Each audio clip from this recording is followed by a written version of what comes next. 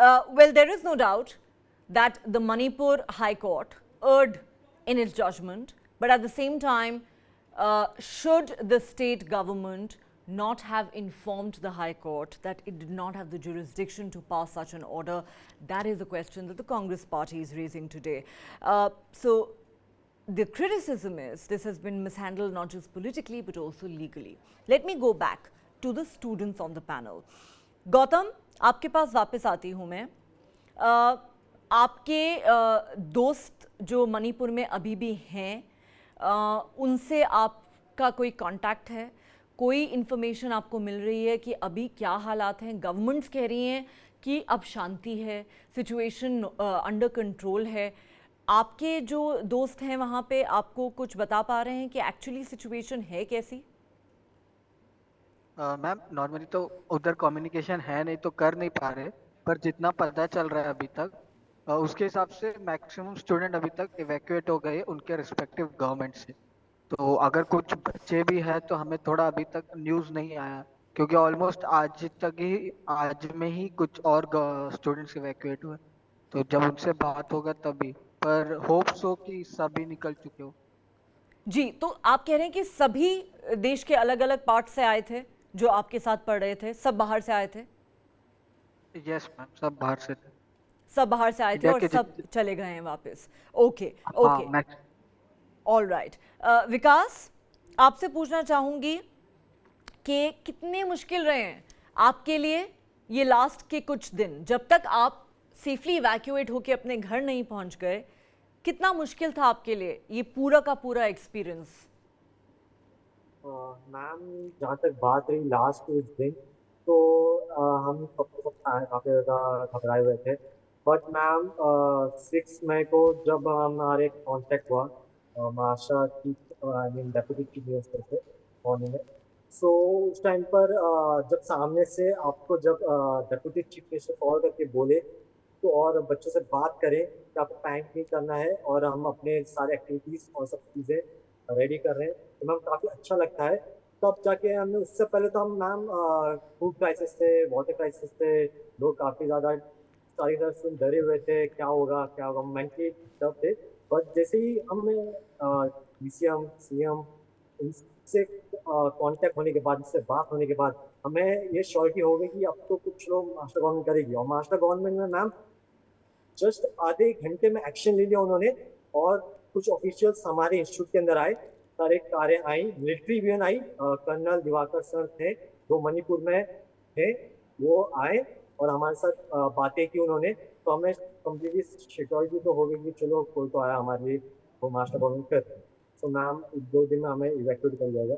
Maharashtra government ने बहुत prompt evacuation किया आप लोगों का, लेकिन आप कह रहे हैं विकास की फूड एंड वाटर क्राइसिस भी हो गया था. थोड़ा बताएंगे उस बारे में? एक्चुअली मैम आपको पता ही है कि कंडीशन काफ़ी वर्स्ट हो गई थी मणिपुर में, and internet shutdown, curfew, shoot and side के ऑर्डर्स आ गए थे, ट्रांसपोर्टेशन कम्प्लीटली बंद हो चुके थे. सो मैम फूड तो काफ़ी हद तक इंस्टीट्यूट के अंदर आना, और आपको पता है कि जो हॉस्टल होते हैं और हॉस्टल में जो मेस होते हैं जो प्रोवाइड किए जाते हैं, मैम हमारे इंस्टीट्यूट के अंदर 5 से 6 हॉस्टल्स तो रहेंगे minimum.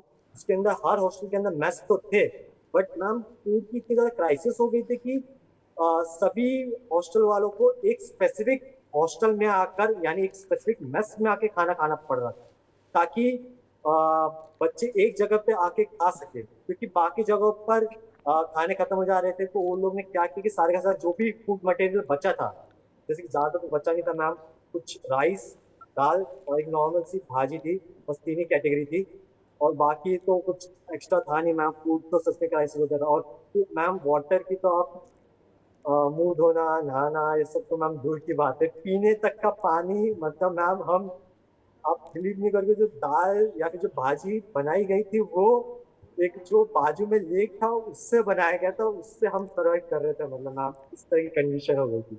Good Lord. Vikas, thank you for sharing that story with us. Obviously सुन के बहुत दुख हो रहा है कि आप लोगों को इतनी मुश्किल से गुजरना पड़ा.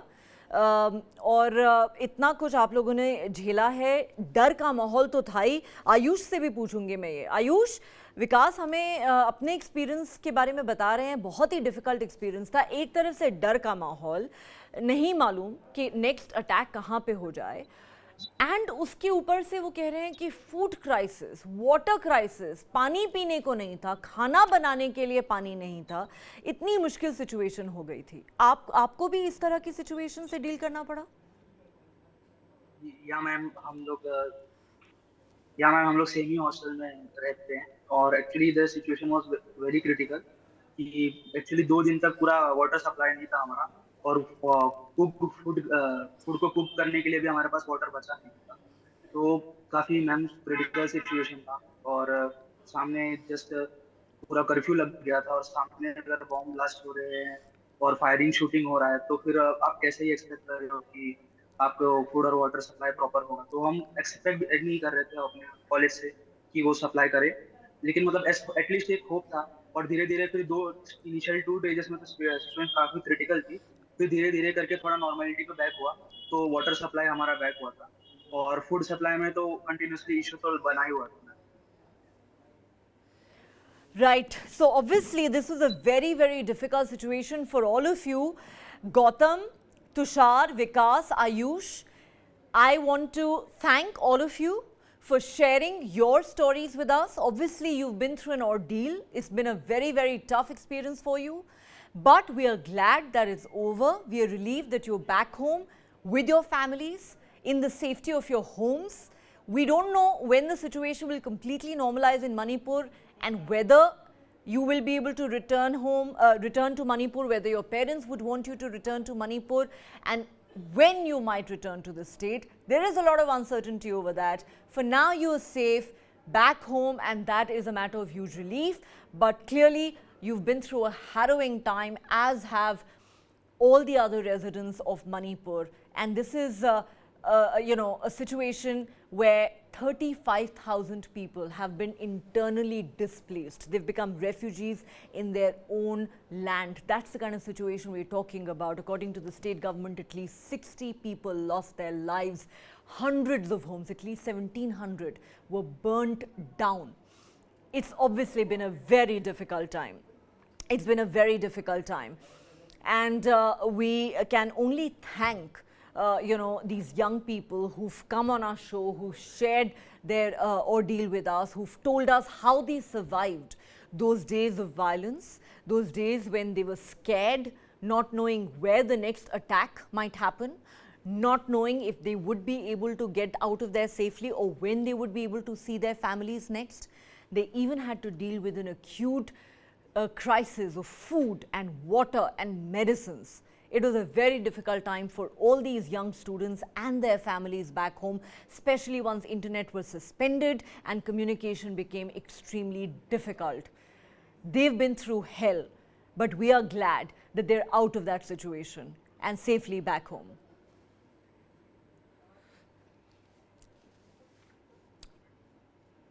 On that note, let's play out for you some more reactions that have come in.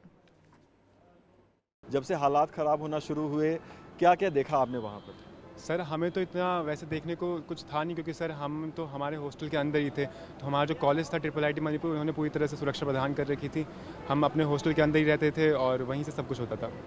यहाँ तक आने का सफ़र कैसे कोऑर्डिनेट हुआ? सरकार की तरफ से मदद हुई या प्राइवेटली अरेंज? नहीं सर, हमें राज्य सरकार ने मदद किया, हरियाणा सरकार ने मदद किया। उन्होंने हमारी प्लेन की टिकट्स बुक करवाई थी और उन्होंने हमें यहाँ तक पहुँचाया है। सरकार की तरफ से आपको पूरी तरह से फैसिलिटेट किया गया, किसी तरह की परेशानी? नो सर, कोई परेशानी नहीं हुई। और यहाँ तक कि एयरपोर्ट जाते वक्त भी हमें लग रहा था कि कुछ हो, तो हम वहाँ की गवर्नमेंट आई थी, वहाँ के गवर्नमेंट के ऑफिशियल्स आए थे हमारे हॉस्टल में। उन्होंने हमें अश्योर किया था कि आपको हॉस्टल से एयरपोर्ट तक जाने के लिए हम आपको सारी फैसिलिटीज़ प्रोवाइड करेंगे। वो कॉलेज से भी रेगुलर कांटेक्ट में थे कि स्टूडेंट्स को कोई दिक्कत हो या परेशानी